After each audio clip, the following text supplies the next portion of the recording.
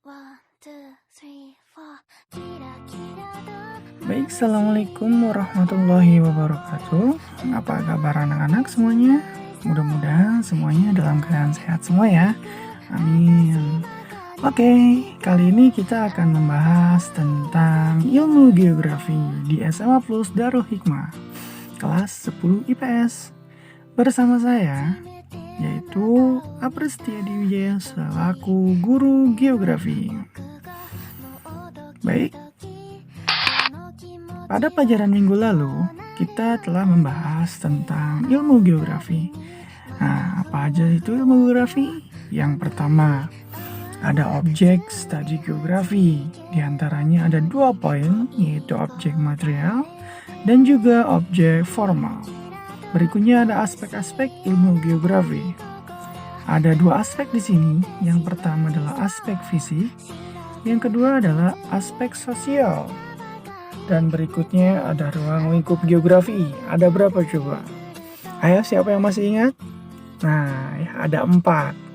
Yang pertama itu geografi fisik, yang kedua geografi sosial, yang ketiga geografi regional, dan yang terakhir geografi teknis. Ini saya masukkan ke dalam soal PTS kemarin. Siapa yang ingat?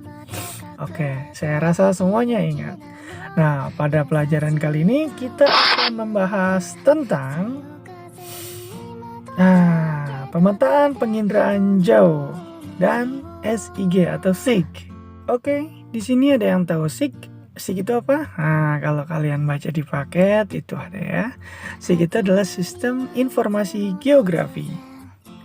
Oke, kita langsung saja ke pemetaan. Peta adalah merupakan permukaan bumi yang digambarkan menggunakan suatu sistem proyeksi dengan skala tertentu sehingga dapat disajikan dalam bidang datar. Kalau minggu lalu kita telah melakukan yang namanya riset proyek ya. Kita telah membuat beberapa pulau yang ada di Indonesia. Nah, ini adalah penjelasannya. Cuma sebelumnya kita sudah bahas juga tentang pemetaan. Nah, sekarang kita akan simak materi berikutnya. Menurut Perhimpunan Kartografi Internasional, peta merupakan gambaran atau representasi unsur-unsur kenampakan abstrak yang dipilih dari permukaan bumi dalam kaitannya dengan permukaan bumi atau benda-benda angkasa lainnya. Nah, berikutnya adalah 3 hal penting yang terkait erat dengan peta. Ya, di antaranya yaitu, oke, kita lihat dulu gambar petanya. Nah, yang pertama ada pemilihan fenomena muka bumi yang dianggap penting sesuai dengan tema dan judul peta. Nah, kalian bisa lihat di situ contohnya ya. Jadi di atasnya itu sebelum kalian membuat peta atau mungkin sudah membuat peta yang sudah jadi, di atasnya diberikan judul. Misalnya seperti kemarin kelompok 1, 2, 3, dan 4 misalnya Pulau Jawa atau Pulau Sumatera. Nah, itu diberikan judul. Berikutnya, yang kedua itu ada proses pemindahan bentuk muka bumi dalam bidang datar dengan menggunakan sistem proyeksi. Nah, itu adalah gambaran petanya ya. Jadi di situ terlihat lebih jelas di mana daerah-daerahnya. Kalau di Pulau Jawa berarti ya terletaknya ada Jawa Barat, Jawa Tengah, dan Jawa Timur. Nah, yang terakhir adalah ada proses pengecilan ukuran muka bumi yang sebenarnya dengan menggunakan skala. Nah, skala ini ditunjukkan di paling bawah, misalnya 1:1000 atau 1:500.000 atau 1:1.000.000. Nah, itu untuk skala yang lebih kecil. Ya, berikutnya jenis-jenis peta. Nah, di jenis-jenis peta ini kita akan diajarkan ada 2 jenis peta. Yang pertama itu adalah peta umum. Nah, menggambarkan segala sesuatu di permukaan bumi secara umum. Nah, contohnya ada 3. Yang pertama itu adalah peta korografi, yaitu peta yang menampilkan permukaan seluruh atau sebagian permukaan bumi secara umum. Nah, yang kedua itu adalah peta apa? Peta topografi. Peta yang menampilkan relief atau bentuk permukaan bumi. Dan yang terakhir ya jelas ini, peta yang ditampilkan secara penyeluruh yaitu peta dunia. Peta umum dengan berskala sangat kecil dengan cakupan wilayah sangat luas. Contoh kalian menggambarkan ini, nah itu termasuk ke dalam peta dunia gitu. Kita akan langsung ke jenis-jenis peta. Sama seperti tadi, ini adalah unsur yang kedua, peta tematik. Jadi yang pertama tadi adalah peta umum, yang kedua adalah peta tematik. Jadi hanya ada dua jenis-jenis petanya ya. Peta tematik menggambarkan segala sesuatu di permukaan bumi secara khusus. Contohnya ini ya. Berdasarkan skala, peta ada 4 ya. Yang pertama adalah peta kadaster memiliki skala yang sangat besar, yaitu 1:100 sampai 1:5000. Nah, biasanya ini peta kecamatan ya, atau yang lebih diperbesar lagi, yaitu peta daerah, misalnya desa. Nah, seperti itu. Yang kedua, peta skala besar memiliki skala diantaranya 1:5000 sampai 1:250.000. Yang ketiga, peta skala sedang memiliki skala antara 1:250.000 sampai 1:500.000. Dan yang terakhir, peta skala kecil memiliki skala antara 1:500.000 sampai 1:1 juta. Biasanya itu skalanya seperti peta dunia. Nah, itu adalah permukaan wilayah muka bumi yang kita gambar di dalam bidang datar dengan skala yang lebih kecil.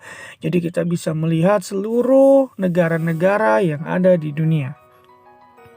Kita lanjut. Fungsi peta. Nah, ini penting untuk dicatat. Fungsi peta itu sendiri ada 4. Yang pertama itu menunjukkan posisi atau lokasi suatu wilayah di muka bumi. Ya, jadi untuk menunjukkan posisi atau lokasi suatu wilayah yang ada di bumi ini. Contoh, misalkan kalian tinggal di mana, daerah apa, Darul Hikmah. Kalian bisa lihat nanti di Google Map apabila kalian menggunakan handphone, tinggal diklik apakah ada SMA ada plus Darul Hikmah di dalam Google Map. Nah, itu fungsinya.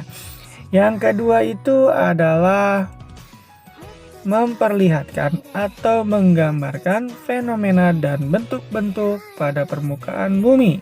Nah, jadi memperlihatkan atau menggambarkan fenomena dan bentuk-bentuk pada permukaan bumi. Contohnya seperti apa? Jadi fungsinya itu jadi ketahuan antara, kalau kita lihat gitu ya, baik itu di peta dunia atau di globe, itu kalian akan disajikan dengan warna yang berbeda di setiap negara. Artinya di situ menggambarkan antara di mana tempat yang memang terdapat, kalau warnanya hijau berarti banyak pepohonan, hutan lindung atau hutan hujan. Atau juga ada yang berwarna putih, artinya di situ adalah terdapat kandungan salju. Biasanya hanya ada di kutub utara dan kutub selatan. Dan juga yang berwarna coklat, nah itu adalah seperti gurun pasir. Biasanya itu terdapat di Timur Tengah. Nah, seperti itu. Berikutnya, fungsi peta yang ketiga adalah memperlihatkan ukuran luas daerah dan jarak di permukaan bumi. Biasanya juga tuh diperlihatkan sekali antara benua Asia, Eropa, Amerika, Antartika, ya, Australia yang ada di bawah kita. Nah, itu nanti diperlihatkan seberapa ukuran luas daerah dan jaraknya di permukaan bumi tersebut. Dan yang terakhir yaitu menyajikan informasi dalam konteks keruangan. Nah, seperti itu adalah fungsi peta yang wajib kalian ingat. Karena nanti ketika PAS mungkin soal ini akan saya masukkan. Tujuan peta. Nah, di sini kita mempelajari pemetaan. Tujuannya adalah yang pertama, membantu suatu pekerjaan, misalnya untuk navigasi atau perencanaan. Yang kedua, yaitu analis data spesial. Yang ketiga, menyimpan informasi. Yang keempatnya, membantu dalam pembuatan suatu desain. Yang terakhir adalah komunikasi informasi ruang. Dengan ini kita sudah dapat menyimpulkan bahwasannya tujuan peta yang pertama, kedua, ketiga, keempat, dan terakhir adalah untuk membantu kita selaku manusia, individu, atau peserta didik untuk lebih memahami, untuk lebih mempermudah dan juga dapat menganalisis suatu bentuk-bentuk permukaan bumi. Itu adalah tujuan dari peta sendiri. Kesimpulan sementara untuk materi minggu ini yaitu kita dapat membedakan antara peta umum maupun peta tematik dari materi kali ini. Nah, di pertemuan selanjutnya kita akan bahas mengenai keterampilan dasar membaca dan membuat peta. Pada dasarnya minggu kemarin kita sudah diberikan tugas yaitu membuat peta. Setidaknya kita sudah paham lah ya seperti apa bentuk permukaan bumi kita yang kita tuangkan ke dalam bidang datar, kemudian kita lukis atau gambar di dalam sebuah kertas.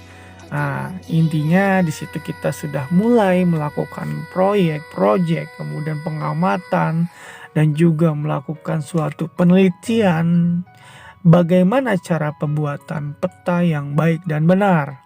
Baik itu dari wilayah-wilayahnya, baik itu dari segi ukuran dan juga judul.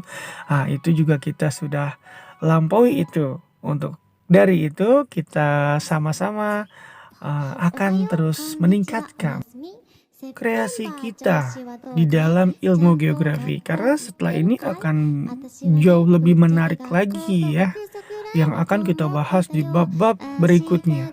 Ada seperti kita mengetahui bagaimana cara itu gunung bisa meletus, terjadinya gempa bumi, longsor, dan juga mungkin asteroid yang ada di atas kita gitu ya. Jadi itu kita akan bahas di dalam ilmu geografi. Jadi, ini dia satu kalimat motivasi yaitu effort will not betray the result. Usaha tidak akan mengkhianati hasil. Jadi apabila kalian mau berusaha sekeras mungkin maka hasilnya juga akan maksimal. Semangat. Sebelum itu yuk kita tutup dengan membacakan hamdalah. Alhamdulillahirabbil alamin. Sekian dari saya. Wassalamualaikum warahmatullahi wabarakatuh.